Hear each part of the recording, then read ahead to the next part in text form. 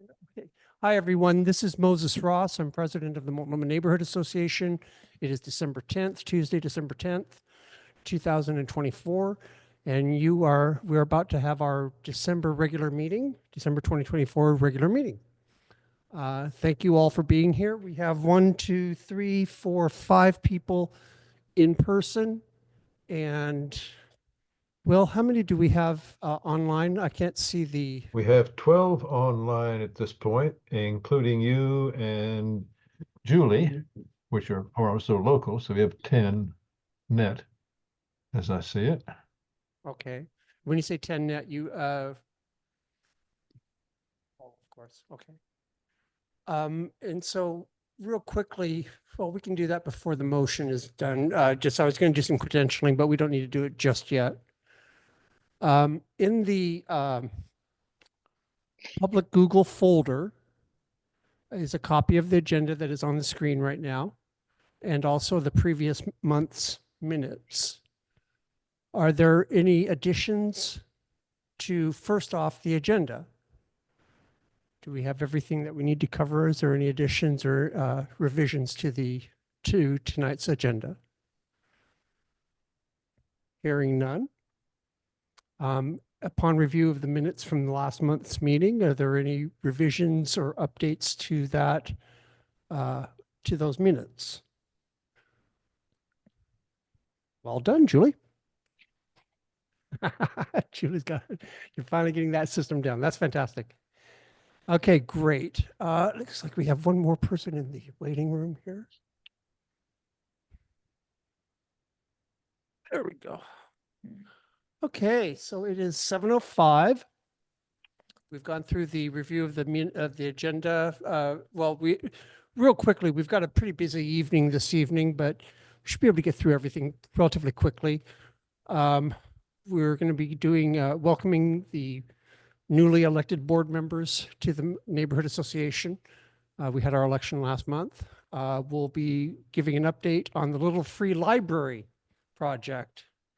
And then also we'll be discussing the Multnomah Historical project collaboration that we're doing. Also I'll be talking about our fundraising program that we're doing here this month. And finally, there's a motion to approve the amendment to the current bylaws that was from last month. We'll be voting on that tonight. And a copy of that motion is in the public folder. Moses, may I interrupt at this point? Sure. I believe that this is the first reading of that, and we actually vote on it in January because we didn't have the 35 days from now. So it's 35 days notice before you can amend the bylaws, I believe. Yeah, that's right. That's right, Will. Okay, so we'll just discuss it and share it with everybody, and then we'll be able to vote on it in January. So we won't actually need to have a need for a board vote. And that actually works out good because next month we're going to be having a couple other things that the board will need to vote on. So might as well knock them all out. And then, of course, after we have all of that discussion, we'll be talking about the work of the committees, communications. We've got some exciting things going on, community events, same thing. Livability, Julie's been doing some fun stuff. District 4 Coalition with Beth. And Will be talking about equity. Paloma will be giving a report from the Multnomah SRV, the MNA CAC member, the Community Advisory Committee members from the MNA. Transportation, I'm sure Stefan will be showing up here real soon. And then, of course, public safety. So let's dive right in, I guess. When it comes to the officer's report, we do have a treasurer's report. He wants a financial report. I just wanted to mention that this is the the holiday season, and everybody's being hit by to give to their favorite cause. And I would like to, and I'll expand on this a little bit here into the new business, but in the announcements. But I do want to encourage everybody that's on the call tonight to contribute $1 or $2 to the neighborhood association's efforts. And I might even throw something out, and that is a reoccurring monthly donation of even $5 can make a huge difference in our ability to be able to do good work. And we're going to be talking about some of that good work here shortly. So I do want to just encourage everybody that's listening to me tonight. Please consider making a donation. And I'm going to hit you up on this. I'm going to make another ask here a little bit in about another 15 minutes. So that is my chair's report. Our treasurer, Peter Sampson.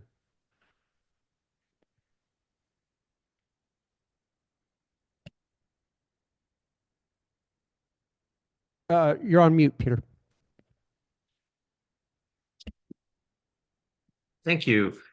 Yeah, I've filed a written report about a week ago. I hope you had a chance to look it over, and I'll invite any questions. Our financial position has strengthened in the last week. We rolled out a, a year-end appeal for donations. You heard Moses making another appeal just now. I hope you will take a few moments and make a donation to your favorite neighborhood association so that we can continue to do all the wonderful work that we've been doing. We've raised about $1,450 since mid-November. Excuse me, most of that in the last week or so. Our end of year appeal went out on December 3rd, Giving Tuesday. And most of that has come in for the Little Free Library. I know Julie's going to give a report on that soon. Another change that I made is that if you read my report, you know we have been building a savings account for operating reserves.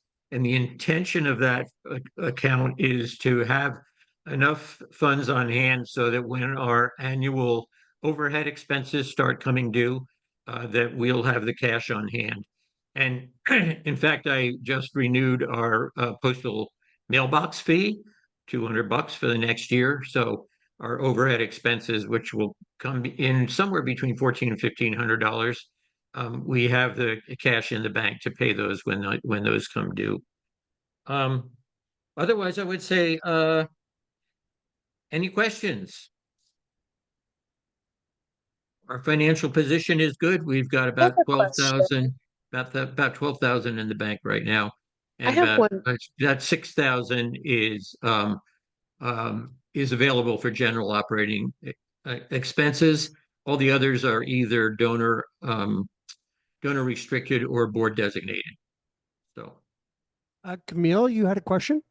Hi, my name's Camille. I'm the Community Relations Director at West Hills Senior Living, just off of Multnomah. It's my first time attending, so thanks for having me.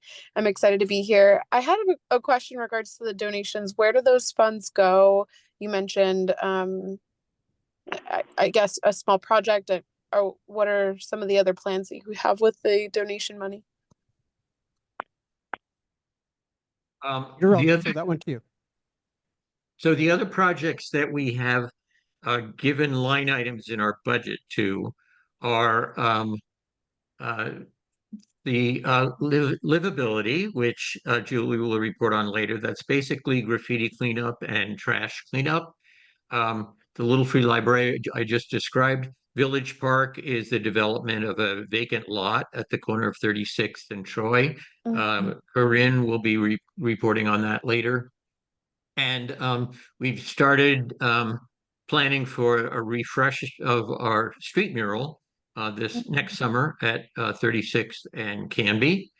And there's a summer event called a Garage Sale Days. And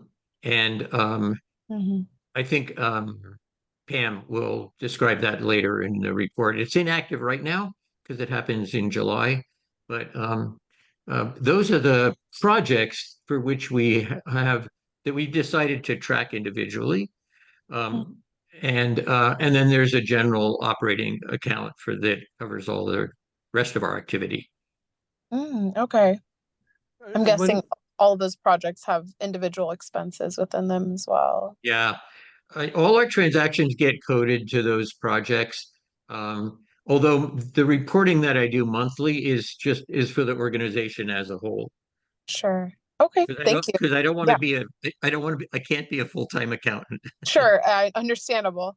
Thank you. That totally answered my question. Oh, good. I'm glad that helps. And Camille, and welcome to our meeting. You folks down there at West Hills, my mother spent a few years as a resident there, and so I'm real Oh. familiar with you folks. Thank you. Well, that's great to hear. You're all welcome anytime. I'd love to show you around. Fantastic. Beth, I see your hand is up. Yes, Peter, these District 4 people asked us to pass along a reminder to all our neighborhood associations that depending on when our tax year is, which I'm not sure, I would like to know that, that the 990 form has to be filled out. So are you keeping track of what tax filings have to go out? Yeah, Peter? Yes, the 990 for an organization with gross receipts of $50,000 or less it's done by postcard. They make it very easy, and the deadline is May 15th. And then Okay, there are when other is- filings, there are state filings that we will be doing shortly after the new year. Okay, great. Well, District 4 is, asking us to help us keep track of those things for Yeah. reminders. No, So, that's really important because this year I didn't know about the 990 filing until I got a reminder about 10 days before the deadline. But fortunately, it's Oh. easy for a small organization like ours. Okay, good. Beth? And also, what is our fiscal year? From when to when? Sorry, what's your question? What is our fiscal year? Like July to Oh, July, June to June, January to January? It's calendar year. Okay, thank you. Beth, if I may, most of the Yes. District 4, if not all of them, most of the north neighbors are on a fiscal year from July to June. So they may be saying, hey, it's November 15th to put your 990 in. In our case, it's May, so it's not their normal date. Well, they just wanted, it was a general reminder to everybody, and they understood that there were different fiscal years for each different neighborhood. I have a question for you. Are we supposed to be filing our financial reports with D4C? No, they're just reminding us to file them with the government. Okay. Okay, thanks. Very good. And I'll let you know if there's anything they want us to do financially wise. fantastic. It's just, it's like with Sweeney, they would give us a notice on things like that, courtesy notices. I did want to let Camille know, if you're still on the line with us, Camille, we are a registered 501c3 nonprofit with the IRS. So, what we're talking about here is the fundamental accountability that's required with a 501c3. So, yeah. And which makes any donation that you make tax deductible. Ooh, good point. Let me just remind you all. ETW. Good point, sir. Good point. Okay. Thank you for the report, Peter. Appreciate it. Julie, does the secretary have a report tonight? Oh. Nope, no report from Julie. Okay, sounds good. All right, so let me get back over here to my agenda. Okay, very good. Next up, that would be the welcoming of we're going to be moving into our new business section and announcement section of the meeting. The first item of business is welcoming the new 2025 Multnomah Neighborhood Association board members and officers. Last month, we had our annual election of board members and officers. And I'm pleased to introduce, I see a couple of them are on the line with us today. Carolyn West is here. Kate. Kate Worth. I saw Kate. Are you? I would have been able to. Is she there? Okay. I'm not behind my computer, so I can't see who's all in attendance. Maybe I should switch around here. So I won't fumble this as badly as I have been. But the newest ones were Kate Worth and Carolyn West. We have myself as chair. Peter Sampson is now an official full-time treasurer versus our interim treasurer, and Julie is our secretary.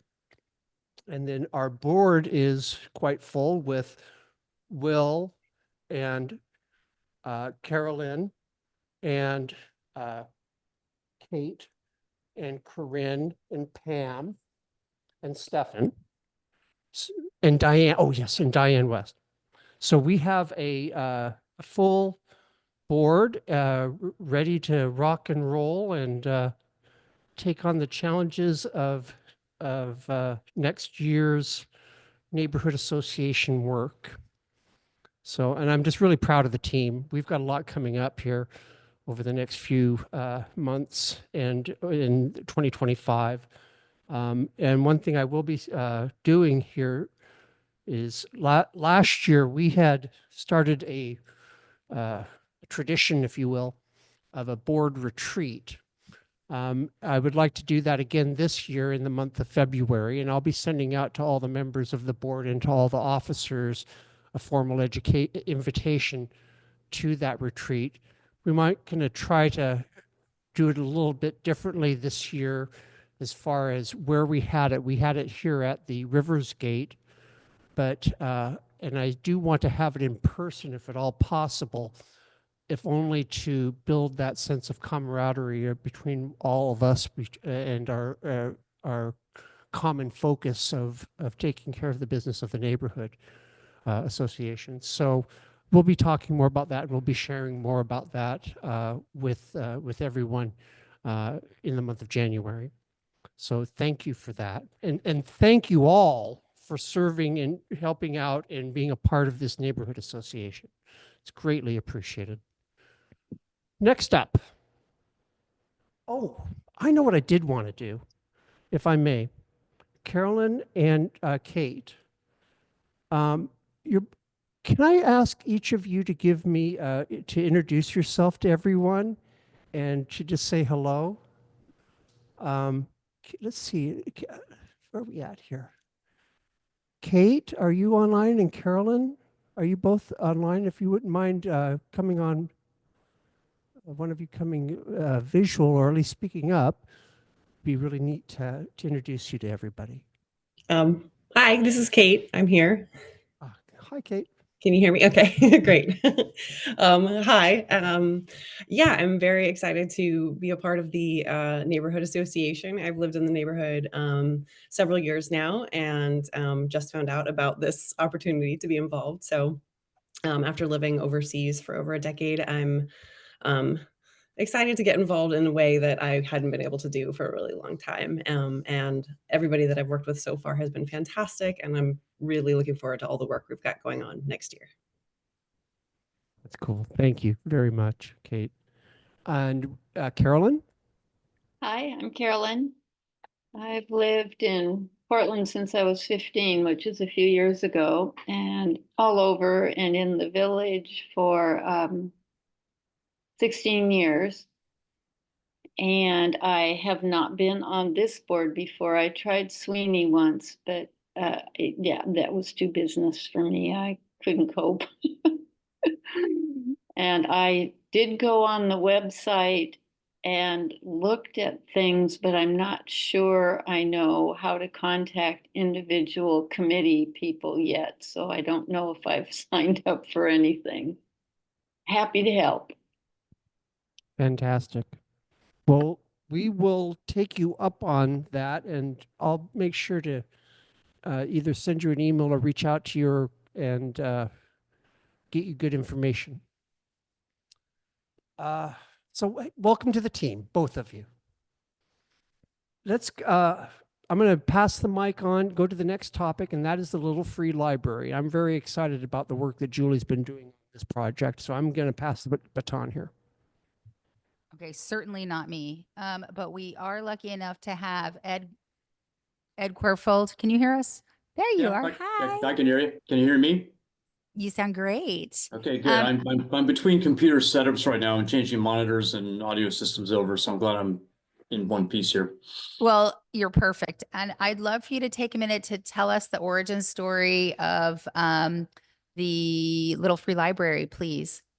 Okay, I'm gonna share my screen here.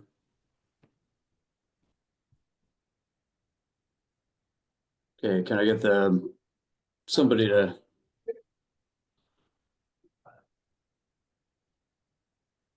Has someone given Ed sharing privileges? Yes, he should Yeah. have privileges.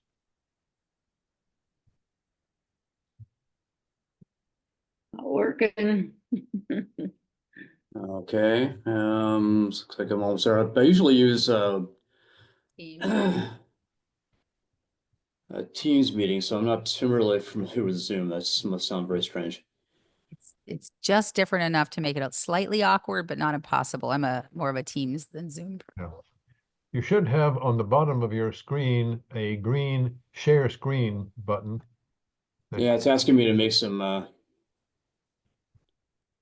there we go. I don't want to do that now.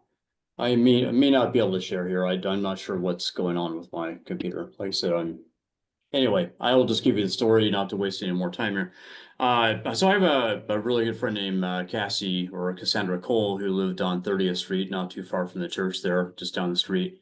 Her house is now a fairly large housing development, I think. Anyway, she created this enormous network in Portland called Meet in Portland, and at its height was around 12,000 members of people who just didn't really know anybody when they moved to town. And I was one of those people who moved up from San Francisco and didn't really know too many people. So as a result, I know now, hundreds of people in the Portland and Vancouver area, and I'm very grateful to her. She was a very dear friend of mine. And she tragically passed very suddenly in 2014. And so myself and a couple of the people within the Meet In organization decided to create a number of memorials.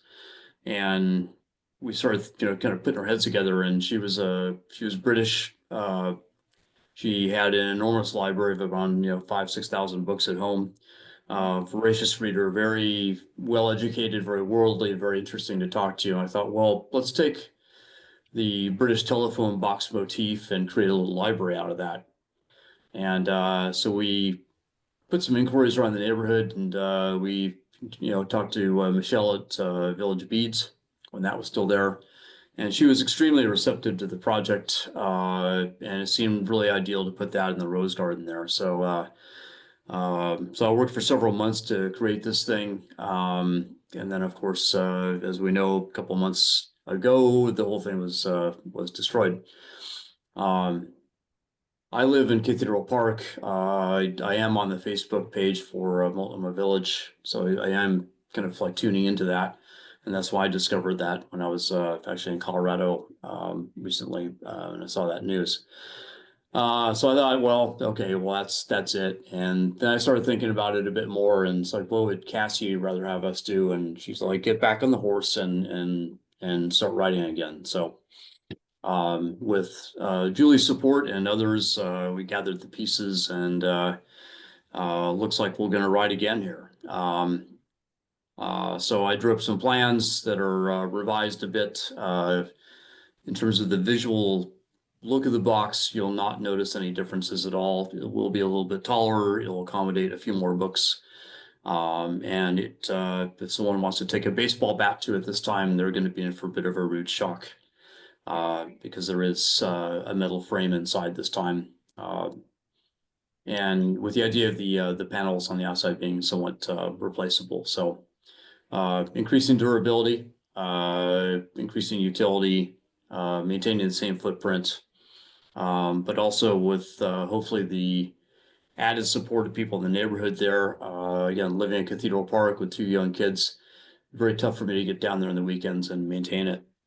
So it'd be nice to have a sort of perpetual maintenance fund with some people who would take responsibility and, you know, apply the same standard of care in terms of the stewardship of the box moving forward here. So, so that's the backstory. There's a sort of another effort going on the side from the meet-in people. We're getting together on Sunday to create a permanent bronze plaque that would be located somewhere below the box. And that would explain some of the origins about, you know, more about Cassie and, you know, about the free library. So anyway, that's it. Any questions? And I wanted to kind of paint a little bit of a broader picture. So the only reason that I, as the neighborhood association, reached out was because there was 140 people in the first 24 hours that reached out saying how heartbroken they were and how every one of them was asking how they could help. And I'm like, well, if there's this many people in 24 hours that care, we're going to care. And so the M&A was able to open up our 501c, you know, wings and be able to assure people that wanted to donate that it wasn't some random GoFundMe or anything like that. So we've been able to do that. Some things talking about the community. We've got right, that's going to give you the paint spray booth for free because that was going to be a challenge. You've got we've got a business owner from Sarah J's. I forget his company name, the hardwood suppliers. Yeah, I keep forgetting his name also. No, yeah, you and I are both terrible about it, but what he's we kind will. of he's kind of disappeared also. I don't know what's happened Oh to yeah, him. I'll reach out. We Joel- also Joel have, Schaefer. yeah. We also have another local artist that's created some luggage tags, Christmas ornaments, and I think book tags that will be showing soon. And you're getting a bunch of them this Friday to thank your other that created prototypes for fundraisers. And then the whole 3D printing community in Portland has banded together. I was just in Vancouver today getting free filament, which is the plastic that you make 3D printed models. And I had strange people coming to my house today, Dawn and then Nick, to pick up these things. And we're printing like mad to be able to build hopefully 50 Christmas ornaments that will be asking the local businesses to sell as fundraiser throughout the holiday season. And then maybe each year thereafter, if you would be so kind, for the name, image, likeness, which you taught me about, where we might be able to utilize that free library more as a touchstone of when people think about the village and using it more broadly. So Unitas is just, I'm meeting with them later this week, who's considering a donation, and it's just an amazing, just watching community. Oh, and then there's a woman whose 5-year-old created a business plan in his kindergarten, who I'm going to cry. Anyway, so he's going to be involved with the artwork, even if it's just thank you cards, because, oh my gosh, are you kidding me? And so one of the 3D printer people asked if maybe we reach out to Coin or to K2 to talk about how this could be really I get all weepy. Anyway, so there's all sorts of wonderful things that are happening. And if you didn't step up to offer to rebuild it to begin with, we wouldn't be here. So thank you very much for doing, Cassie, the extra service twice. And I'm just really love being part of the community and seeing everybody volunteering and just coming out of the woodwork on how they can help in different ways. When Will says time, treasure, talent, and that's really what I've seen from this. So it's been wonderful to watch. So thanks. I've been quite surprised by the outpouring, honestly. I knew that people liked the box, and I think they liked it that much. So it's very touching to me and other people on my side of things that people love it so much. So it's kind of thrilled to be part of the neighborhood by extension. I do actually have one of the people on my side actually lives just out near the big water tower on the hill near 35th there. So I was trying to get her into the meeting, but she's otherwise occupied. So anyway, we'll all get together at some point. You can see what we're doing on our side, and we'll coordinate that way. So. Well, I think Question. go ahead, Peter. Go ahead. Yeah. Ed, this is a fantastic project. I just want to thank you for doing that. And it's been very successful so far. It's exciting. We've raised almost half the money that you need for to purchase the supplies.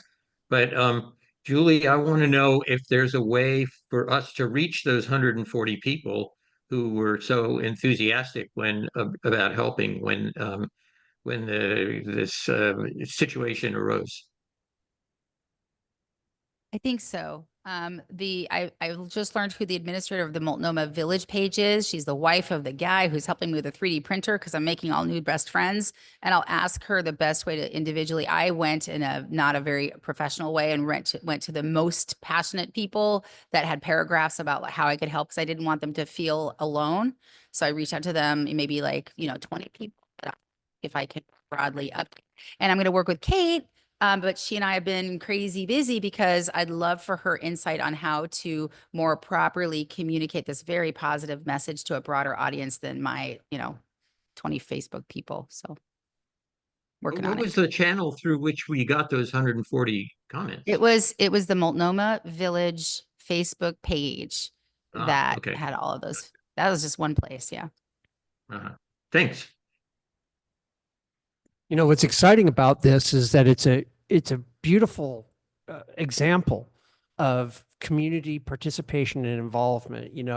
It's been a touchstone there for so many years, an underestimated one, but it's always been there. And just the reaction was striking. Especially the way that it got torn down in the first place, through vandalism. So it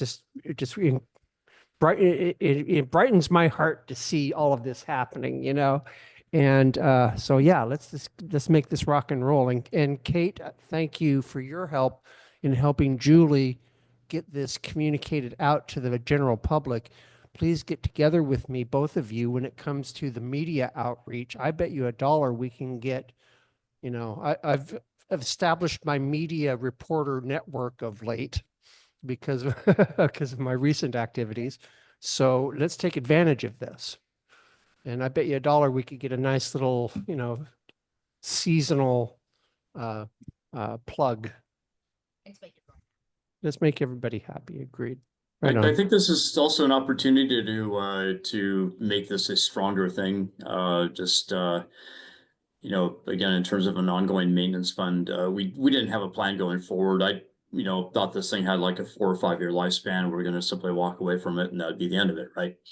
Nothing's permanent, right? And so I think given the fact that there is such a, it is a touchstone of the community, that it behooves us to look forward to the years where we're no longer involved and other people have, picked up the torch to, maintain this thing. So, whatever I can do to further that effort, I'd be happy to help also. So. I'll say this too, Ed, what's really neat is the foundation of this is a local resident. This was created to honor someone from our neighborhood. And, I'm looking forward to how we can use that as the origin of it all. And, give honor to her for being a part of our neighborhood originally like that, through that. I think you were saying that you're going to have an explanation of the history of it attached to it. I think that's great. That's really cool. And quite frankly, Kate, that's our media hook. Just FYI. So, okay. Awesome. Ed, thank you, sir. All right. Thank you. It's nice meeting you all. I'm going to bail out here and make sure the kids haven't torn apart the house here. So thank you very much. And Julie, I'll touch base with you a little later, probably tomorrow. All right. Cheers. All the best. Good night. Oh, okay. Another great project. Oh my goodness. Here's another project. Up next, the Multnomah Historical Association. We have been working with them. Patty is not here. Is Patty online? No, she's not online either. Okay. I'm not sure where she is because. And that's okay. I was hoping Patty would be able to make it, but we have enough information here, or we can convey the fundamentals about this. I'm going to pass the mic again back over to you on this one, Julie, first. So a problem statement that we've had as we've grown as the neighborhood association is everybody's got stuff in their basement. Everyone's got M&A stuff where it doesn't belong, and we didn't have a place to put it all, and we have no money. And so as we've been poking around looking for a place to put our stuff communally and safely and as a good steward of these donated items, I had heard that the Multnomah Historical Association was having the same challenge. They had a storage space for decades, I think, that they were paying an ungodly amount of money, and they'd run out of money and were looking for a space as well. And other community members, the business association, multiple people had mentioned this. So I was working with the neighborhood, with Neighborhood House on a completely different thing, and mentioned, hey, could use some free space. And they said, well, hey, we got a room full of electronics. If you can get rid of the stuff, we'll give it to you. And we're like, yay. So we have connections with Free Geek already. And the Multnomah Neighborhood Association was kind enough to donate funds to pay Free Geek to come. And then us volunteers came and emptied out this giant room of millions of computer laptops and monitors and all sorts of stuff, and emptied it out. And then we were able to help the Historical Association move all of their stuff in and get rid of that paid space, and then move all of our collective stuff into the spot. So it's right here in the village. And it's so Neighborhood House was, was helpful and was helped. And all three organizations were able to connect. And now we've got access to this amazing wealth of historical information, photos, documents, all sorts of stuff that have been locked, literally locked in a room. Now we'll have a opportunity to go through it. And then I think, Will, you're the brains behind the operation, right? For anything else, I'll leave it. That's just the functional part. If there's more fancy stuff you want to talk about, Will, go for it. Nothing particularly fancy, but you said it very well what was going. This is an entry to a connection between the Historical Association, the Neighborhood Association, and the Business Association to do a three-part connection with the neighborhood in depth and breadth. And this is a developing relationship, so each part will be taking part. But this move was a tremendous help to both us and the Historical Association. I'm sorry Patty can't make it. She is the voice of the Historical Association. If she does come on later, I'll make sure she gets on. But stay tuned. There's a lot more coming. No, this is a project that's very near and dear to my heart, because Patty, when I was chair in 2010, Beth would remember this. Patty and her husband, Garrett was his name, I believe, if I remember correctly. He passed away about 8 years ago. They were very passionate and very involved with the Multnomah Historical Association. And they had a location where they could display some of this history, these photos of the old Multnomah neighborhood from, very early on in its very beginnings, when it was basically dairy farms out here. And and she reached out to me, about a year ago, and her husband has passed. She's no longer has her property here, but she was still paying out of pocket for the storage unit with all of that historical information in it. And we were able to, with Julie's help, and then with the Neighborhood House's help, and then and then the community's help, we now have a permanent location for those materials. And we also have the opportunity to start networking and get them into the city archives, which is very exciting. So they will have a permanent home. And Beth Lemansky, I want to thank you for the suggestion on that. I did expand on that myself to learn more about that. And yes, the city archives is an ideal spot for some of this material, historical paperwork, photos, etc. So we're on the right track with that one. I'm happy to help with that networking with the city archive. Cool. Well, first things first, we got to get everything out of that storage unit. Or is it out of the storage unit yet? You're done. You rock. It is completely out of the storage unit. There may be a couple of bins of materials they use for their exhibits. If you go to the Multnomah Art Center and down the hallways, there are a couple of exhibit spaces which have right now patriotic themes left over from 4th of July that they put up. So that couple of tubs, and that's pretty well, but everything is out of paid storage. So they're saving around $2,000 a year of unnecessary expense. And thanks to Neighborhood House. I'm going to put a shout out to Neighborhood House, how excited they are about the project and to be part of it. It's kind of like the little touches everybody in a meaningful way. So thanks a lot for it and your involvement, Peter. I mean, excuse me, Peter as well, as a matter of fact, but Moses and Julie and the other who are standing by and really making it happen. Yeah, This is I have a question, if I may.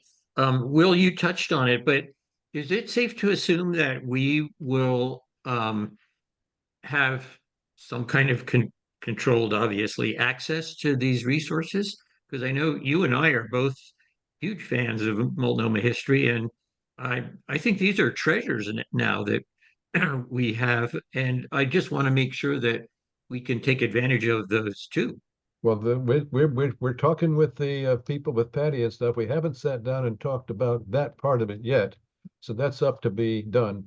They have control of those archives and they're important to them. But I didn't hear anything that says they wouldn't want us to have access, or certainly work to get them publicized and preserved in a meaningful way. So I would hope that we would continue the collaboration in a really strong spirit of getting the whole neighborhood documented and publicized and get people involved who didn't even realize that they were part of the history. Gets to be a really fascinating when you start delving back into the past, all the various twists and turns of what really happened versus what got recorded in the olden times and what we can re-record now. It's a project with legs. Thanks.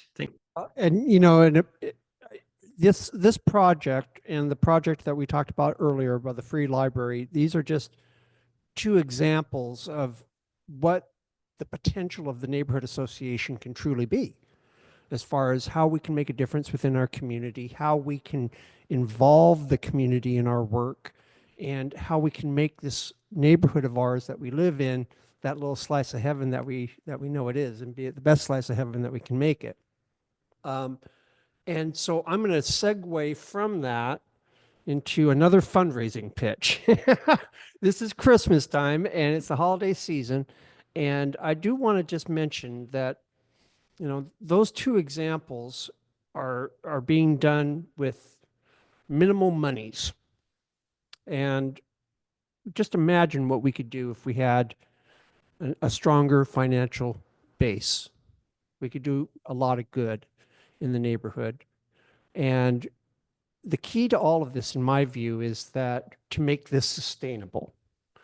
This has to be like what we were saying before about the free libraries, is that we have to set it up so that the neighborhood association will always be here long after we are gone. And that financial support, though, unfortunately, not unfortunately, but is dependent on what we here in the audience and what we here at this meeting can do, and to help establish that and make it strong.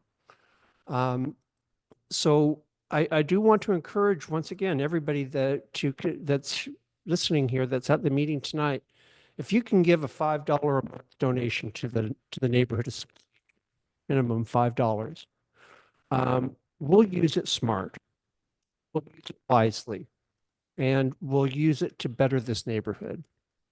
And so what we're going to be doing is we'll be probably sending you out over the next few months, you know, additional reminders of ways that you can get involved.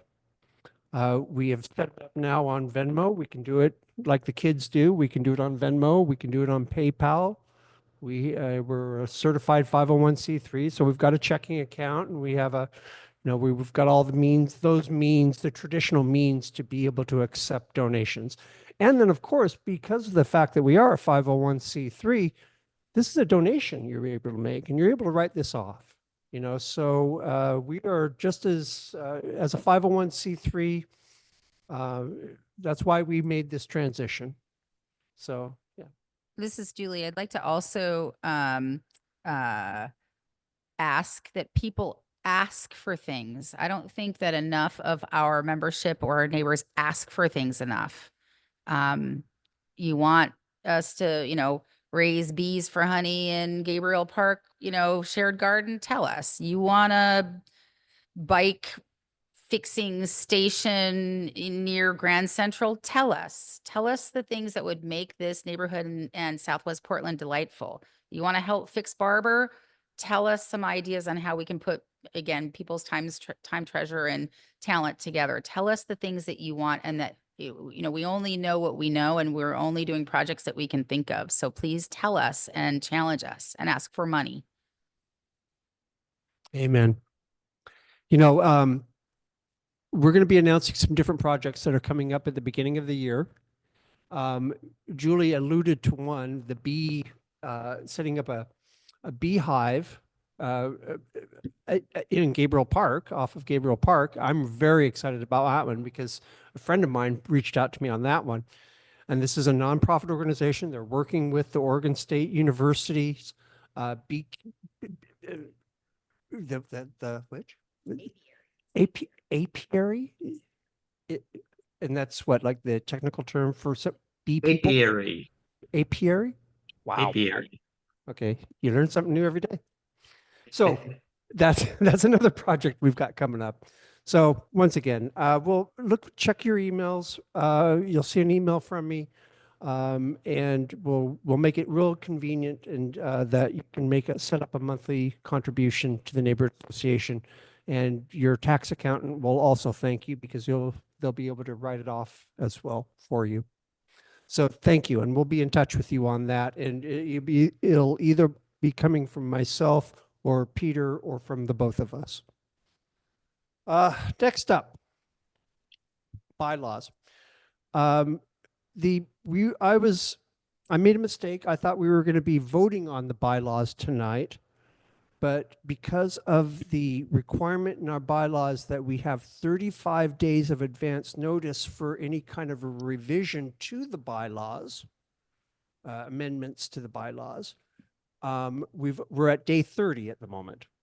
So we can't actually have the vote tonight, but this is the official notification of the motion that we will be voting on in January. And this is, of course, just one motion. We will probably have others. I know that we're going to have other motions in the month of January as well, but they're not subject to the 35-day notice. They're subject to a 7-day notice as far as that goes. But so just reading it to everybody so that everybody understands it, it's a motion adding employees as eligible for membership within the neighborhood association. So the text of it is that full membership approve an amendment to the bylaws expanding categories eligible for membership in the association to include individual employees of businesses located within the Multnomah neighborhood. Right now, you have to either live here, be a property owner here, or a business owner here to be a member of the neighborhood association. This would be expanding it to employees of businesses that are here in the neighborhood. And it was a little something that we had missed. And it goes to show the loyalty and the of the folks that work here in the village and how much they enjoy being here in Multnomah, that they would actually want to even participate at the neighborhood association level and just be working here. So we're going to be voting on this in January. And I bring it to the attention of everyone that can, the board members and to the officers, if we have any questions about it, either myself or Peter as members, or Beth as members of the Standing Rules and Bylaws Committee, we can address those questions if you have any on that beforehand. But otherwise, that'll be available, and we'll have that vote in January. Any questions on that? If not, we can move on. Excellent. Hearing none. Let's move on to the next subject. I think the next subject is committee reports. Did I do it alphabetically? And look at that, timing is perfect. 7:50, 7:53. I'm only 3 minutes behind schedule. Okay, so the next 30 minutes, we're going to be hearing committee reports from everyone. I've done it alphabetically here. So the first one is going to be communications.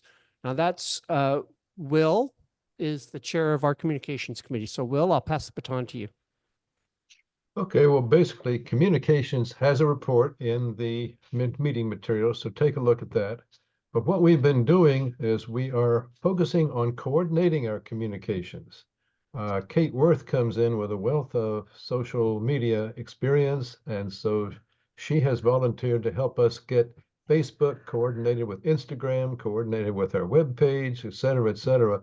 So we can move things seamlessly or relatively seamlessly among different media, reaching different audiences. And we are building a consistent message so that rather than each individual committee being siloed with this little thing and one person posting Facebook and another person posting Instagram, we will be talking to each other and communicating internally. We are structuring this effort in a somewhat unconventional committee form. We are not having a lot of committee meetings and committee agendas. We're putting together a guidelines to the process of communications and then using each committee chair's focus as an input to a consistent way of communicating that. And I don't know, Kate, if you want to say something about the process because your knowledge is essential to it. Are you willing to say something further?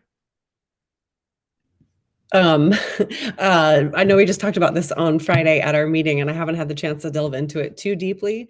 But I've just started getting into all of the various media and looking at how it's going to coordinate. But yeah, I mean, I think you said it perfectly. It's just going to be a more streamlined and coordinated effort, and I think it's going to work a lot better. Great. Okay. I think that's any questions or comments?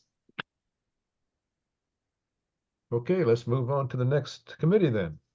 One thing I did want to mention, just real as an aside to the committee communications work, I did change on Facebook, by the way, Kate, the email there, so we can have uniformity in all of the social media channels. So Corinne reached out to me this afternoon, and I got that done before the meeting. Speaking of Corinne, is she on the line? Is she here tonight? Did I see Corinne or Pam? Corinne is not here, but this is Pam and I am here. Hey, hi Pam. I'm sorry. I'm not looking at the Zoom. I can't see everybody that's here on Zoom. Oh, that's okay. You're up. We also have a committee report in the folder that folks can look at, and I'll go ahead and give you the rundown here. So we've got just kind of a small handful of ongoing projects right now. Village Park is always ongoing. That's the lot on the corner of Troy and 36th. On First Friday for the holiday gala, there was a Whoville and the Grinch, and that was hosted and organized by Multnomah Presbyterian Church. It looked like a busy, successful event. Live music has not been occurring at Village Park for the last few months, just kind of due to the season, but there are intentions to get that going again starting in the spring. The Business Association has applied for a D4C grant on behalf of Village Park, and we expect to learn the results of that application in January. Let's see, in October, there was a planting event with Stormwater Stars. It was attended by about 10 volunteers, and over 180 native plants were put in the ground, which is exciting. And then for Village Park, looking ahead, further development of the physical space there is in the planning process, and there is also another plant grant of $500 that is in our possession that will be incorporated with that. So that's it for Village Park, and I'm kind of communicating that for Corinne, since she's the community events person most involved with Village Park. Next up is the Southwest Trails project. So this has been in the works for some number of months now. The idea of this project is to work with Southwest Trails to improve the demand path that drops from Southwest 37th Street to Custer. Originally, the plan was to take it to Logan, but Custer is the decided length of that. So Southwest Trails is planning to install box steps. That's not scheduled yet, though. And we've received a permit from PBOT to enhance the trail that's already there. And so with that permit, the next step now would be to schedule Southwest Trails to build that. Moving on to Spring Garden Park updates. These events have been occurring about twice a month. They're in combination with Portland Parks and Rec. The next schedule is in the works, is going to come out for January and February. So by the end of this month, I'm hoping we can have a nice flyer and another updated round of events coming up ready to promote. It doesn't look like we're going to have any December events, just due to busyness and holidays and so forth. We had a really successful event on November 16th. It was a Saturday. Once every maybe 2 or 3 months, we will have a weekend event, and those are easier for folks to attend. This was our best attended event so far. And let's see. So those events they're going, and we intend to just keep them going. Other news is that we have a volunteer who has submitted an application for a summer free-for-all event in Spring Garden Park for summer 2025. That is Carol Schmidt, who I haven't met yet before, but I will be meeting with. And I believe that she was involved with the raising of the money that came over from Sweeney for Spring Garden Park. So part of my hope is to learn more about the intentions for those funds and the just thoughts and bandwidth of the folks who raised it, and kind of what's the best plan for spending that money going forward. I believe that's it for us. Thanks, everyone. Any questions for community events? Yes, I have a question. Yeah, Peter. I have another project for community events. It wasn't even on the list, but we are planning to refresh the street mural in June. I have sort of become the steward of this project. I can't be the complete coordinator, so I've been busy working on volunteers to sort of take on the pieces that mostly Corinne took care of in 2023. Corinne has volunteered to secure paint and painting supplies again in this year. Stefan has agreed to put on his transportation hat and take care of the permitting from PBOT. We need a street closure permit and a block party permit. Alicia Barker, a neighbor across the street from me, will help with neighbor notification. Her partner Dylan Fisher will help clean the mural the night before. We won't want to do power washing this time, because that would raise the risk of actually removing a lot of the paint that's still there. So we'll just give it a good rinsing. I have not been able yet to make contact with the artist, Colindres, and I feel that she's a very important player here. And I'd be reluctant to do this project again without her. So I will keep trying to reach her and line her up for painting day. I think we have a wonderful design, and we're just going to repaint it, freshen it up. So we won't need her for design work, but she did such a masterful job of supervising people that day, entire families, kids, people of all ages, that I would really love to see her back. Also, as an artist of color, we really feel committed to honoring her intention to keep this a live and lively work of art going forward. In my view, this is a all hands on deck project.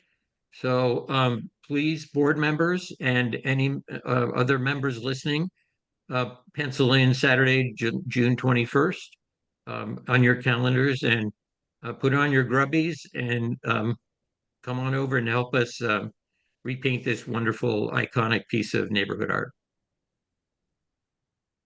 Thanks for adding that, Peter. And that reminded me that I had one more quick announcement, which was that we have heard from the person from PBOT who's in charge of the scheduling for Sunday Parkways for 2025.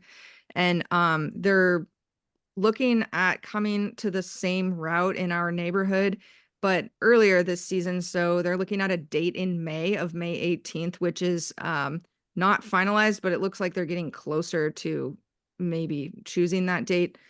And they ran it by the Business Association and us, and we see no conflict. So just put that in your minds that it's going to be coming up sooner, potentially next year. Hand up. I just want to highlight what Peter is talking about. One, the amount of communication that was needed to do the street art project ahead of time was great. And maybe because it was a grant project, but it was a pretty big effort. And I also don't want to underestimate how much need there was in like the paint prep tent. And so in the past, it was done by a couple of volunteers, but it was a really, really big job. And so I just want to highlight that, yes, we are refreshing a project that we did 2 years ago with a lot of organization, but to not underestimate that it is going to be a still another pretty big lift by volunteers, and to put this plug in now to ask for folks to step up and help with the project, because it still will be quite a bit of work for a great project, but it'll still be quite a bit of work. Thank you, Corinne. And we do have Andy, who's a local artist, who said that if we do get the grant, he can be the project manager. He just has no idea how much work it is, and we're just going to keep it that way for now.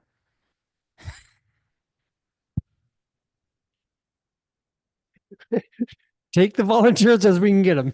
That's right. Oh, Corinne, I just had to, it was so endearing. Your daughter was rubbing her eyes, and you can just tell her she's about ready for bedtime. Very cool. Thanks you for the input. And Corinne, thank you for all of your work in the mural. Peter, thank you for your work on the mural. Julie, thank you for your work on the mural. And Pam, thank you for your work on the mural. That mural is, that's an integral part of our neighborhood now. And so I'm really excited that we're going to repaint it this year. Okay. Next up is well, is that it for, have we covered everything for community events? Pam? Could I Yes, could I as ask far as I one know, question? we've I got ask a question? I'm just planting a seed here, but we've talked about projects that involve like 3 or 4 other what I call mission aligned organizations in our community: the Business Association, the Historical Association, the Neighborhood House, Little Free Library. There are all kinds of connections that we're making, and some of these have some financial interplay with us. And I think we should give some thought to creating for some of these projects, not necessarily all of them, but letters of or memos of understanding, letters of agreement, something that documents sort of our expectations of each other in working together going forward. Doesn't have to be a big, long, elaborate contract. In fact, I don't want them to be. But I think on some of these cases, we should work on defining our relationship a little more carefully. Thank you. I just said that, Peter, and I'm gonna not take this conversation farther than it needs to go on this, that we can take it offline, but it might be worth having a meeting with our collaborative nonprofit organizations and seeing where we can continue to support each other, and if there is some kind of agreement we can make. Bet you Meals on Wheels would be an amazing partner there too. Yeah, they're all fabulous. Right. And I want to do more of it. Well, I think, what and I don't want to spend too much time on it as well, but I think, what we're talking about here is a general understanding of a relationship between them, interaction, and then project specific understanding of responsibilities. So like if we're working on so project by project, but also in general. Is that where am I hearing that correctly, Peter? Well, my interest is project by project. Got you. Okay, very good. All right, up next is Julie again with her livability subcommittee. Trash, trash, trash. So I'm gonna attach a link to, I don't know if anybody saw the Coin News series that was on it was the week of Thanksgiving. Patrick Burnett and I were interviewed along with a bunch of other people as it relates to graffiti removal in Southwest, or in Portland. And it brought up a lot of good points and all sorts of different things. So I'll attach the link. I liked it. And there was a big event under the viaduct yesterday that I went and took care of. It was this it's awful graffiti stuff, and it's all taken care of now. And I'd like to work with Kate about a way to encourage community members to communicate tags, big or little, in not just Multnomah, but in Southwest as they see fit. At this point, I need friends. I'm putting in for a grant, Metro grant, regional refresh for a graffiti DIY or a graffiti removal library. So it'll have the cool paint sprayers, it'll have a pressure washer, it'll have these different things. But at this point, I've got like 3 volunteers in the neighborhood that I can count on. And I've got a lot of people that have signed up saying like, hey, I'll help. And then I'll reach out like, hey, today's a sunny day. Does anybody want to go out, or tomorrow or the next week? And I'm at this point, I can keep people that are interested in getting outside busy doing, I can set up solve events and help, coordinate the heavy lifting on trash. I can absolutely keep somebody busy for 30 minutes, an hour, or an afternoon, or a family busy with all sorts of very safe and fun graffiti type of things, whether it's painting or cleaning and all these different things. I'll start working on Earth Day, but basically at this point, I think I need some help with the continued lift. I have plenty of projects. I just don't have enough hours in the day. So if anybody has any guidance, ideas, thoughts on how to connect with those willing participants, I'd love any advice or ideas, or that's my ask is I need friends. Hey, Julie, you're a solve coordinator. So wouldn't one of the privileges of that position be that we get access to the people who sign up for solve events so that we could reach out to them for future events? Oh, absolutely. Absolutely. I could set up a solve event right now for Barber, open it up for 20 people, and it could happen. I feel like with the community, I feel like I like to keep things a little bit more. So like even at the Spring Garden event, there were people from Milwaukee that were there, which is really nice. They wanted to get out. They found this event. It was really nice. My feeling is I like to keep solve events a little bit more local so that we're meeting our neighbors and we're feeling a little bit more connected rather than just opening it up to anybody from Beaverton and Tigard to come in. And maybe I could be modified to, maybe you could talk me out of feeling that way, but I'm trying to also keep that meet your neighbor, meet your friends, meet the local people. So. Okay. Well, I'll try to talk you out of that, but not here.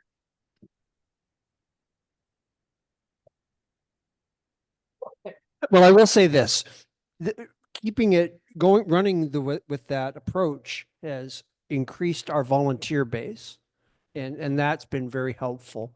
But I get why it never hurts to have more friends, and to have a broader base of friends. So we'll talk more about that. Okay. Thank you for that report. Next up is the District 4 Coalition, and that would be Beth. Okay, I have a few things to report on. The first one is a letter that they just sent out this afternoon. I don't know if you got to see the copy. I emailed you, Moses, regarding the Zenith, the city hub, a lot of that terminal that we had people come and talk to us back in February 2023. I went and looked up our records. And we had a resolution supporting the 350 PDX folks regarding the danger of that city hub. So several things have happened, good things have happened, and I will be forwarding that information to the board. And I've been sending what I think are pertinent emails or relevant emails to the board, and I hope you all have been getting them. I haven't had any feedback about them, but I'll continue to do so. Sending things that D4C sends out, I'll forward on to you.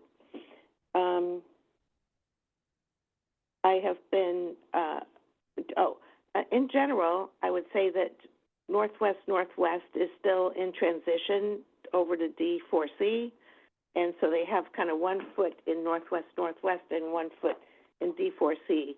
And so everything that I'm talking about is just everybody's still in transition there. We have to be patient with them about that. They have been organizing a land use transportation committee, and they are just now had a doodle poll about when to have the first formal meeting, and that will be sometime in January. There were 2 dates offered.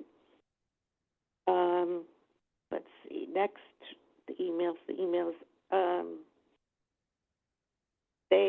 The newsletter that was the Sweeney newsletter is now going to be the, happily, the District 4C newsletter.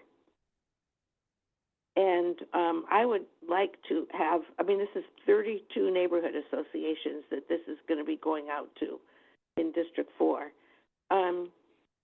I would like to propose that the Communications Committee take on the project of having somebody write an article about our whatever we're doing that we would like to publicize to the entire District 4. And that newsletter is going to be going out monthly. I'll let you know when the deadlines are and all of that once they get that organized. So it's very exciting, and I do hope I can get the Communications Committee to commit to making sure somebody writes an article for that. The last thing I want to say is that I applied to be on the D4C Executive Committee. They have not made their appointments yet. They'll do that in January or February. But geography was one big criteria that they had, and I'm the only person that I know of in Southwest that applied to be on that committee. A couple other people were thinking about it, but I got support and formal endorsements from former Sweeney folks, and I think I'm the only person, applying for that from Southwest. So I'll let you know what happens once that appointment happens. I'm hoping that I can get on because Southwest really needs to have a place to have a voice in D4C. That's my report for now. Any questions? And just wanting to clarify to the audience, what we're talking about, of course, is D4 is the District 4, D4C, District 4 Coalition, the newly formed district of the south of within the city. We have a coalition partner, an organization that receives funding from the city that provides support to the neighborhood associations within the district. And so what Beth is just talking about is the larger umbrella that we work under, the District 4 Coalition.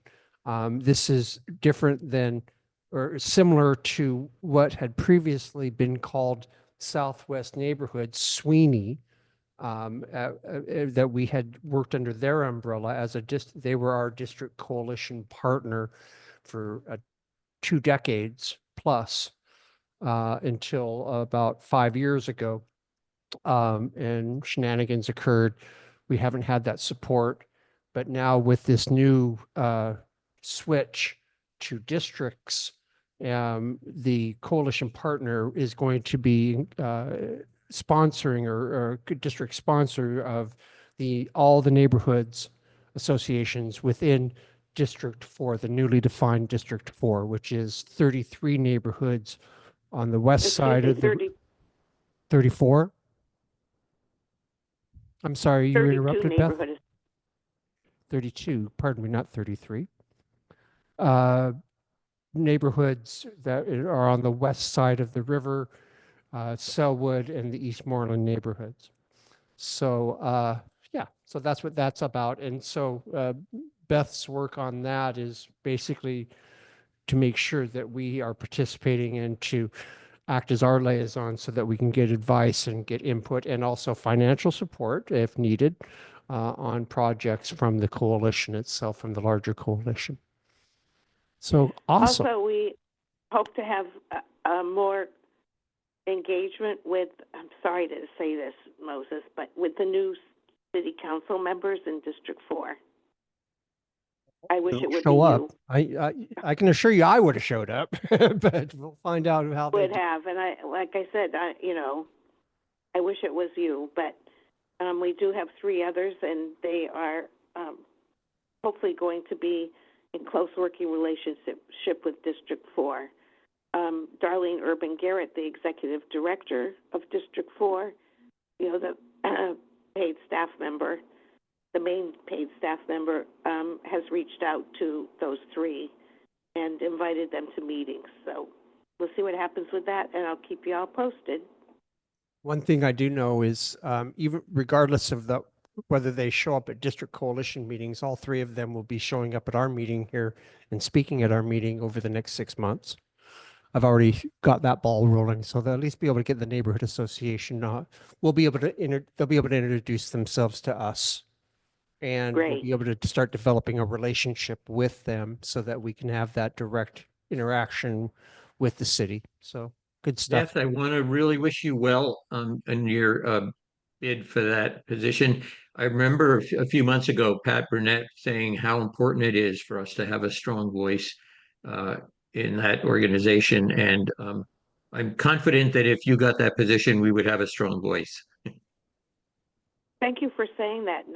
You're going to make me cry. But I feel so good about getting the support from other former Sweeney neighborhood associations. So I think that will put me in good stead with them. Well, I'm as president, I'm appreciative because if you hadn't done it, I'd have to have done it. And Beth, I know that you will represent the neighborhood, Multnomah and Southwest wonderfully, better than I could. So Well, I don't know about that, but I'm very passionate about our neighborhood and our neighborhood association. And it's one of the reasons that I decided not to run for vice president. And I do hope you'll get that position filled soon, is that I have spending a lot more time and energy on D4C, which I hope will end up helping us. It certainly will. I think it was a wise move, smart move. Definitely. Thank you, Beth. Thank you. Are you looking to appoint a vice president? I hope you will do that soon. Yeah, I wanted to get through the first of the year. We'll tackle that in January, February. Okay. Okay. Next up, okay, if there's no other questions or no other comments from Beth in regards to the D4C report, we'll move on to equity. 1 second, please. And please reach out to me if you have questions, everybody. And also, please CC me on whatever correspondence you have with D4C, because I want to make sure, like, if you have a grant proposal, I want to make sure to, kind of move that along within D4C to be, one of our voices on that. And I should mention this too, Beth. You make a really good point there as far as the availability of grant money from the D4C, from the coalition.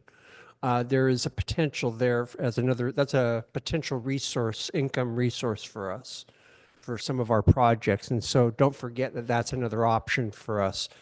And so I think people, two projects that have asked for grants from D4C, but I don't know much about them because I'm not CC'd on them. So, like I said, if you'll CC me, I'll be able to have a stronger voice to advocate for them. Cool. All right, right on, Beth. Thank you. Thank you. Thank you. Let's see. Let's go to equity and Mr. Will Fuller. Okay. Well, equity, when you last tuned in, we were concerned about mass deportations in the area and from the new administration nationally. And we were concerned to be able to protect people in this neighborhood from abuses of that deportation. The lead partner for us is an organization called SWEC, Southwest Coalition Equity Coalition, which is made up of organizations that represent many immigrants and refugees and so on. So we'll be working with that, with them taking the lead in what should be done and how it should be done so that we're in line with the people who are most directly affected. Something came up, you may have seen an article in the Oregonian, where a person has gotten Walmart to back off of its diversity, equity, and inclusion program in the name of equity, diversity, and inclusion, essentially. It's a little strange. But what's happening is people are saying, well, we don't really want to talk about or work with the bad news about what's going on with people. And I won't dwell on the process, but what's happening is a retrenchment from efforts to promote protections for people who have historically been excluded, such as Native Americans, African Americans, and other people of color, people with disabilities, people whose gender identity was more not generally acceptable to some people, and so on. That sort of attitude is hard to grasp. It's hard to recognize that after all the nation has done over the years to broaden the inclusion of people in what it means to be a welcome inside, a person who's in rather than out. It's based on, I think, a fundamental misunderstanding or an emphasis on some distorted parts of the diversity, equity, and inclusion, DEI programs. And one of the companies, aside from Walmart, was Toyota Motors. And the Toyota has a wonderful statement about how inclusive we are and how we were one big community. And I was thinking about what is DEI in terms of how you treat people. And I thought of it something like quality control. Toyota makes great cars. They have very high standards for quality control. And when there's a problem with one of their cars, they don't cover it up necessarily. They do something about it, and then they make sure they're checking to make sure the problem is taken care of. When you're talking about treating people fairly, what has happened is the company puts out a very fine statement of we are inclusive and diverse and all that good stuff, but they have no quality control as to whether they're really doing it. And the efforts in what's called DEI or various other names is a quality control for how well we're really treating each other. And it's something that's, I think, inherent not in some Marxist theory or other alien things. It's the way we do business for things we care about. We make sure they work well. And so one of the focuses of the Equity Committee is the kind of quality control in the way we treat each other and how inclusive we are as an organization. When we say, oh, we have everybody welcome, are we really welcome? Do we really listen to people? Do we really care? Do we really extend our neighborliness to people who aren't usually here? Is a quality control issue for us as an organization. And that we'll be further on that, but I wanted to put that seed out there as to what equity really means, what diversity really means, and inclusion. We've talked about equity as a natural extension of being good neighbors. We talk about a open, fair, welcoming, and safe neighborhood, which are meaningless words without the quality control so that our actions and our structure reflects our words. And there'll be more on that later. But keep in mind that we as an organization are pledged to be inclusive of everyone in the neighborhood, regardless of a variety of characteristics, but also particularly of their opinions they're boo points. They're Republican, Democrat, whatever. They like Safe Rest Village. They hate the Safe Rest Village. They are, everybody in the neighborhood is our constituents, and we as an organization have to have quality control to see that we're living those words. So that's my part of the report. I do have a report on the web, and anybody who wants to comment, or anybody who would like to take part of the equity process, let's get in touch. Awesome. Good work, sir. I do need to, Will, I do need to give you a jingle later this week. I spoke with someone that works with SWEC, a former resident of Multnomah, who would like to coordinate some sort of a project with you. I'll give you more details a little bit later. Thank you. Okay, next up is Question. Yes, go ahead. I know we're running over on time, but I just want to tell you all that Robin and I woke up this morning in Bainbridge, Washington, and before our long drive back to Portland, we stood on the dock on which 300 Japanese Americans, most of them Japanese Americans, were marched out on the dock onto a ferry, into trains in Seattle, and off to internment camps in Manzanar and others around the country. And this, so many, there was a memorial that had been erected on the site. This was the first batch of Japanese heritage people who were rounded up. It was sort of a dry run for the mass internments that followed during World War II. This was in March of 1942. And so many of the stones, the memorial stones around that facility said, never again. We can't let this happen again. And when we have a president-elect who says he will send National Guard troops from red states into blue states to round people up and send them back to their home country, we have to believe them. We have to believe that this can happen. We have a friend in North Portland who lives next to a Latino family, and they are working on what it would mean to become a sanctuary home in case this neighbor is threatened. And I would like to see a combination of MNA and SWEC prepare information for what it would take for Multnomah neighbors to prepare for sanctuary housing or sanctuary organizations. Thank you. It was sobering, I'll tell you that. Well, I bet. Thank you, Peter, very much. Next up is the Multnomah Safe Rest Village Community Advisory Committee report. The Multnomah Neighborhood Association has a total of 4 members that are on that committee. Pardon me.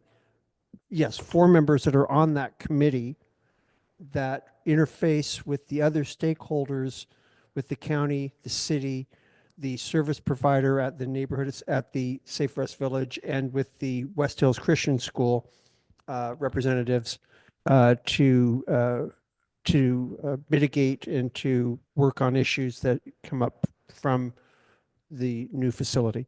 So that would be Paloma. Are you here tonight? Do I see you there in line? Paloma's here, but I think I'm tasked. Oh, Mark. Okay, gotcha. Pardon me, Mark. Pardon me. Okay, Mark, please go ahead. Thank you. Sure. So I may abbreviate this, but I'll run through it as fast as I can, so to respect everybody's time. The 4 Multnomah neighborhood representatives met several times online, virtually, or in person, or through emails over the course of the last month. And then we had our full community advisory committee meeting at the end of last month with the city shelter services, with the shelter operator, Sunstone Way, with the West Hills Christian School, and with the joint office, and to work through issues. The MSRV's expansion has gotten it to about full capacity. We talked about the resident to staff ratios during the day and during the evening. All of this information that I'm running through is on the website under the Community Advisory Committee, the MSRA MSRV Community Advisory Committee. Some specific issues that we were talking about. Sunstone Way, the operator, is unable to fill the role of the neighborhood ambassadors, which is provided for in the Good Neighbor Agreement. So City Shelter Services team has explored alternatives. Shelter Services is currently in contract negotiations with Urban Alchemy to provide to fulfill that role of neighborhood ambassadors. The nighttime lighting continues to be excessive. Additional neighbors have contacted the neighborhood association about the issue. Shelter Services has asked Portland Permitting and Development, a permitting agency, to review whether the lighting meets city codes, and a report should be forthcoming. Neighborhood Association and Shelter Services in particular are pursuing the next steps to achieve what's called good neighbor lighting in the good neighbor agreement at that MSRV. A few additional neighbors have reported noise issues from the MSRV, including loud metal doors and some residents in distress. So noise continues to be a topic that comes up periodically. Shelter Services is working on the door issues with the pod manufacturer to hopefully remedy that problem. Also, Shelter Services, in response to some concerns about the parking pressures around the outside of the MSRV, they're working with PBOT on setting up parking permits on that section of Southwest 25th that's immediately north of Multnomah. And hopefully that'll relieve some of the parking pressures, and we think that's going to take effect this month. And I open up for questions or comments or moving on to the next committee. Hey, Mark, was there a particular trash episode on the little walkway on 25th between Moss and Multnomah? There have been comments about that, yeah. One of the items that might relieve that is that Shelter Services is looking into use of alternative funds to kind of clean up that one little section that is between sort of the north end of 25th as it extends from Multnomah, and the south portion of it at Moss. There's this little unimproved pathway or whatever. So they're looking into using funds to kind of clean that up a bit. You know what? Robin and I do all our grocery shopping on foot, and we walk to Safeway every week, and I'll keep that clean. Don't spend city money on cleaning that little pathway up. Yeah, here we have a comment here about that. Just a minute, please. Hi, my name is Dan Johnson. I actually built that path because when I first moved into that house, I live in the house right next door to the path. And when I first moved in there, it was all blackberries. You couldn't walk through it. And I built the little culverts and everything. And I've been maintaining that for 18 years. I don't know why we need to spend money on it. And trash, I mean, I pick up a lot of that trash, and so does my wife. My biggest issue with that path is the swamp there, right where the rocks, start. You can't, there's a big spring or something in the ground there, and it gets really mucky there in the wintertime.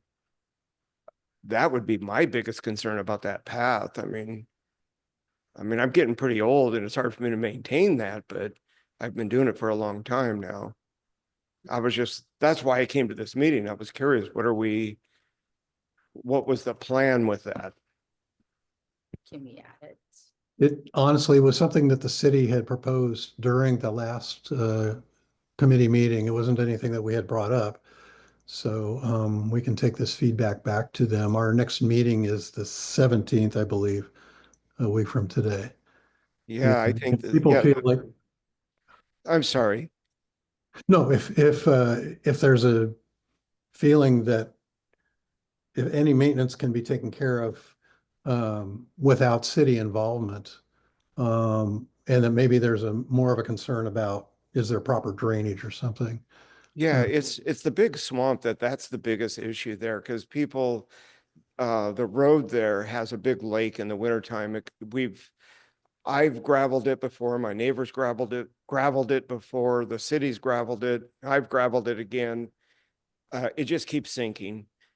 There's a huge, spring there that just keeps that all mucky. And a funny story is when they tore down the old Safeway, I actually acquired the arches from the building, and I was going to build a bridge there. But I nixed the idea because when the Christian school put a gate there, and I thought that it was like put there because of fire code or fire access, emergency access of some sort. So that's right where the swamp is, and those arches wouldn't have worked. Yeah. Okay. What's interesting is that this is one of those projects where maybe we could just, this needs to be taken care of. Maybe we can take care of this on our own in the neighborhood.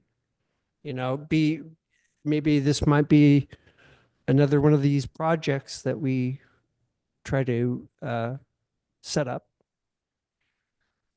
Yes, I think some of the nearest neighbors do feel that the amount of garbage has really increased, including kind of what they view as dangerous garbage, such as drug paraphernalia, needles and stuff. So, and I think that the most impacted people who are really like looking at the Safe Rest Village, yeah, they're kind of having a daily struggle. So I think just the kind of feeling the support of the larger community in terms of feeling like, hey, people from the community are going to be picking up trash in the neighborhood, more, and just if we could communicate with that to them, and if they could be seeing that, I think that they would really appreciate that community support. I think a few people feel that people just don't understand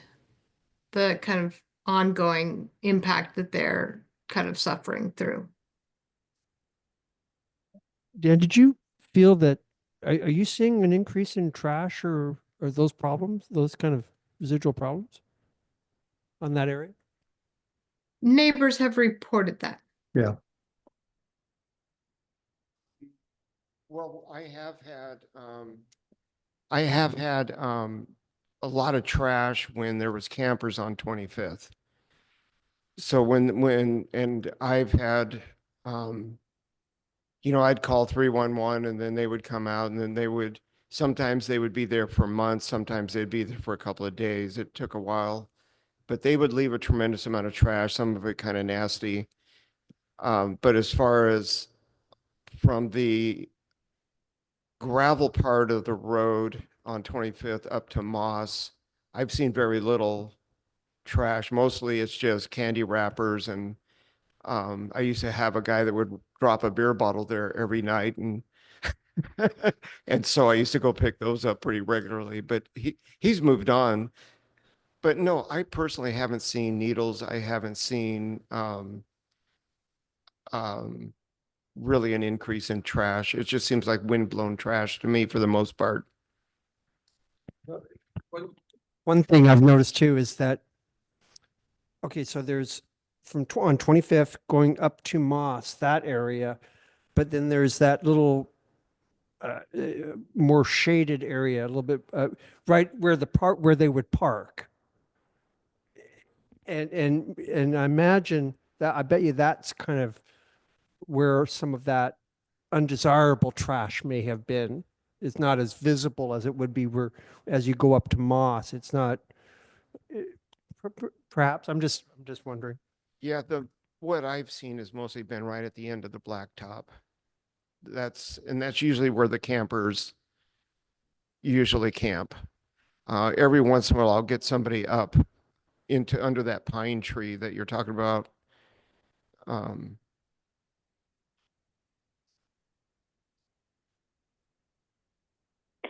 Dan, are they still camping there on 25th? Do I understand that right? The last have been- camper, Oh, oh sorry. gosh, I'm trying to remember how long ago it was.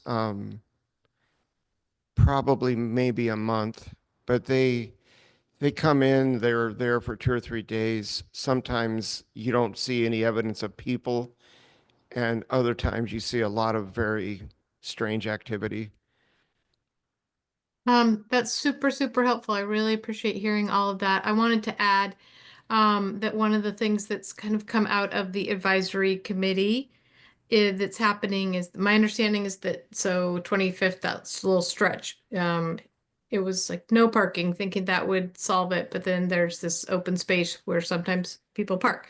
So the new plan that's going to happen is that it's going to be permit parking only for the staff of the Safe Rest Village, because now that some of the parking lot is now part of the village and there's more staff, they were actually needing more parking. And so that's a plan that came out of the advisory committee. So that going forward at some point, once the process goes through the process, is that 25th will be filled with staff cars.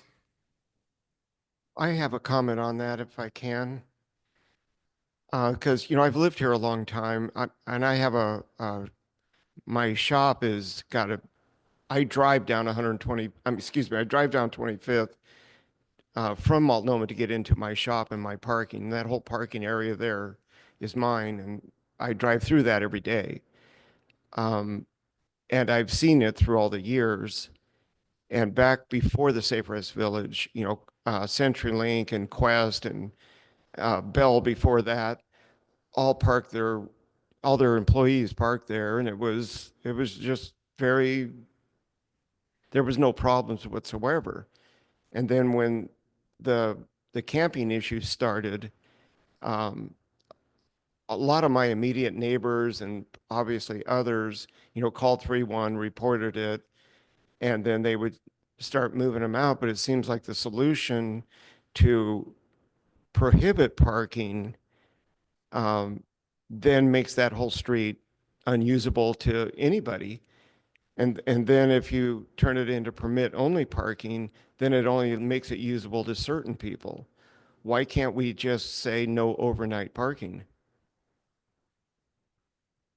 And I think that actually that was one of the ideas that we had. I think that the operators are really wanting parking for their staff and their increased staff, but we can take that feedback back. One final comment on the camping. Folks may have noticed that there was a mobile home on Multnomah Boulevard right before the Boom Boom Room, before you get onto the freeway. I want to commend the CAC for A, bringing it to the attention of the city, B, making sure that the city then in turn informed PBOT and put a tag on it and towed it. That mobile home was only there for less than was there for less than a week. And that wasn't the CAC, that was specific neighbors, adjacent neighbors. Right. Yeah. Well, didn't they go through wasn't that through the M&A CAC? No, they just complained directly to the city folks who are on the CAC. Gosh, because we had set up the M&A CAC to be that conduit. I wish we could have. Seems like I thought we had used that as the means to notify them of those types of problems. Yeah, well, I'll say that one of the four of us is a nearby neighbor who already had been communicating a lot with the city directly and has continued to do that. And then there's just some other neighbors. And the folks at the city said, I mean, yeah, that's let us know if there's any of that overnight parking. Let us know. Right on.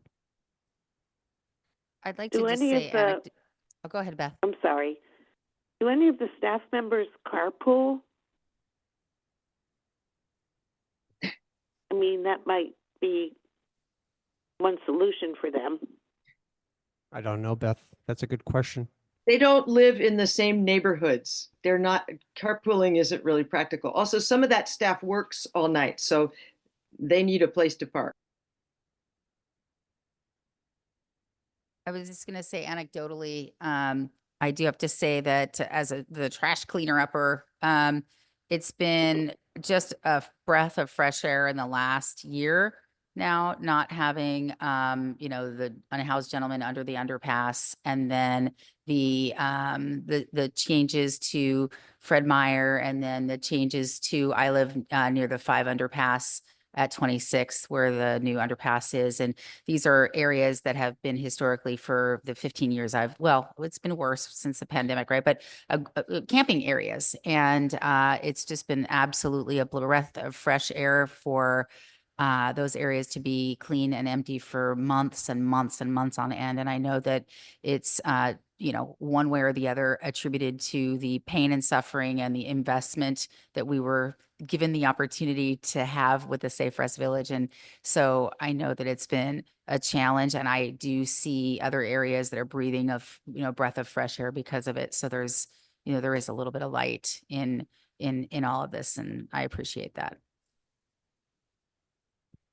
One thing I wanted to mention is that the city shelter services folks, it wasn't necessarily this last meeting, it was the previous one, said that with the expansion, their experiences that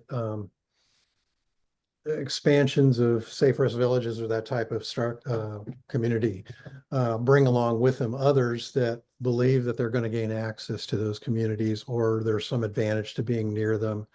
And they had a term for it that I don't remember, but they said that once the folks that aren't destined for the Safe Rest Village, but are trying to sort of be around it, understand that they're not really, they're not referred into it, that sort of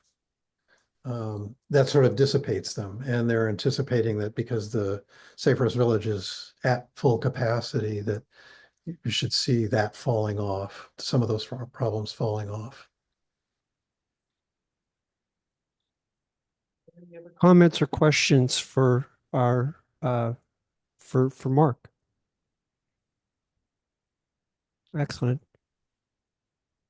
Mark Paloma, thank you for your work.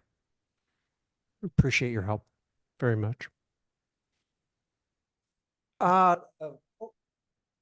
Last two more categories and then we're done, folks. Transportation and Stefan is not here, so we can skip that. Public safety, we don't have, Beth isn't, that's not our chair. Although Julie is giving the eye to a volunteer for that committee, potential volunteer for that committee. Moses, I think your mic died. Oh, sure did. I was just joking that Julie is going to be recruiting a public safety chair here soon. from amongst our audience here. She gave her the I'm looking at you. I'm looking at you. Very good. Okay, so those were the final two categories of committees that we had reports from. We don't have Stefan here tonight, but we'll catch up to him in January's reports. I'd like to give a land use committee report. Oh, please do. And then that'll be the last one of the day. Well, we decided that we're not going to meet until January. So that's been on hold. But we did lose one important member of that committee because it's kind of a typical story here in Multnomah. They were renting, and then the rent was going to be too high for them. They were looking into buying a house, and they could not.